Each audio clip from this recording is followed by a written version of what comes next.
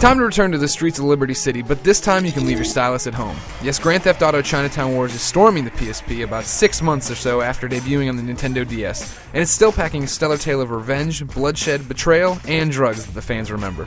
Here you'll play as Wang Li, the spoiled rich son of a triad leader. After his father's murder, Wang returns to Liberty City with plans of dropping off an heirloom and getting out of Dodge. But he's soon waist-deep in escort missions, assassinations, and every other crime under the sun as he tries to track down his father's killer.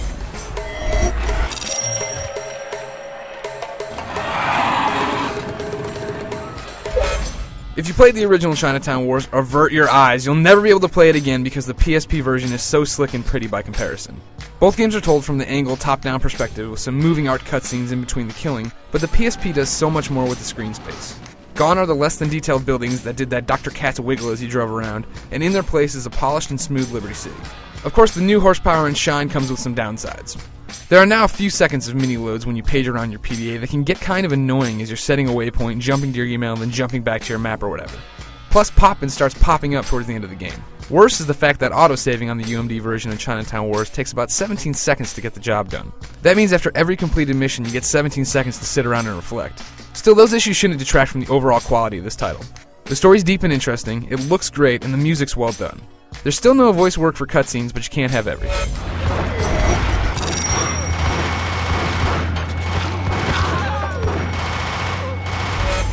And now we come to the heart of the matter. What makes GTA outstanding? Well, beyond the story, it's the gameplay. Namely, the sheer amount of stuff to do. My first playthrough took me just over 9.5 hours, consisted of 71 story missions, police missions, ambulance calls, delivering Chinese food, rampages, and more. This little GTA game has everything you'd expect out of its console brethren and so much more. One of the things that you won't find in GTA 4 that rocks in Chinatown Wars is the ability to buy and sell drugs. There are dealers all over Liberty City that each specialize in a particular drug: ecstasy, weed, coke, and so on. You can buy from and sell to these guys anytime you want, but your best bet is to wait for email tips. Learn that someone's selling their supply cheap, and you should swoop in and grab it all because eventually you're going to get a tip that someone's desperate to buy whatever you just picked up. It's like the stock market. Buy low and sell high. I'll tell you right now, if selling drugs was this easy and this much fun in real life, I'd be on the street corner right now.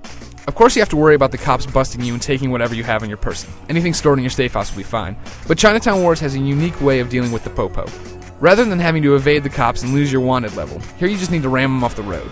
It's refreshing to finish the main part of a mission, have a billion cops on your tail, and not feel like you're screwed. This knockout plan means that you always have a chance of getting away. As nice as the new cop system is, there are still some familiar issues with Chinatown Wars. For starters, just like every GTA game before it, I'm still not a fan of the lock-on system here. Holding the right shoulder button locks onto bad guys, but it can be pretty brain-dead about which one you should lock onto. Yes, you can switch targets with a D-pad, but that's a lot to ask when bullets are flying and you're holding onto your last sliver of life. Also, it's clear that this game wasn't primarily designed for the PSP, namely there's still all those touch minigames here. Since there's no touchscreen in the game, you're just using button combinations, and for the most part it's alright, but there are some instances when it takes you out of the experience. It's one of those things that was fun and quirky on the DS, but here it sometimes feels like a stumble. Again, those are minuscule gripes. The majority of missions provide you with an excellent story and some really cool quests. The PSP version even gets exclusive missions with an up-and-coming reporter, Melanie Mallard. And these are some of the coolest tasks and one of the most rewarding storylines in the game. Without ruining it, Melanie's story is funny, entertaining, and unexpected. One of her missions has you driving around, tossing out a new drug at junkies, and then watching them go zombie crazy as they're all hopped up on the stuff. That's awesome.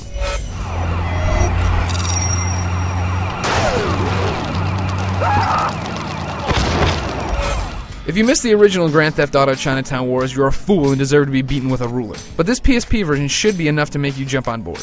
It looks fantastic, it has a bunch more content, and the game itself remains great. I know I always say head to IGN for the full written review, but this time I really mean it. I haven't had the time to touch on the exclusive content you can get from the Rockstar Social Club, the multiplayer options, the ability to trade in-game stuff with online friends, and all the other hidden gems in this game. Simply put, Grand Theft Auto Chinatown Wars is really, really, really, really good. Like, for real. Go get it, but read the full written review on IGN.com first.